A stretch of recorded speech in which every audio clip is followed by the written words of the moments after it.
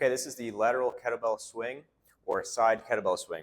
What we're doing here is trying to emphasize one hip over the other, and we're going to make it so it's impossible not to get into this hip and really emphasize what would be internal rotation of getting this pelvis turning on top of this femur, and then using that big stretch we get in the side of the hip as a sensation to know what it feels like to actually use this hip to help gain mobility of internal rotation on this hip, and then how to use it, that internal mobility, under a loaded and an explosive scenario. Okay, so what we're going to do here is stagger our stance so that the hip we're focusing on is about half a foot width in front.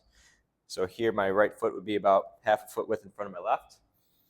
From here, this back foot, whatever's most comfortable for you, we can start a little bit wider, or narrower would be a little bit more difficult.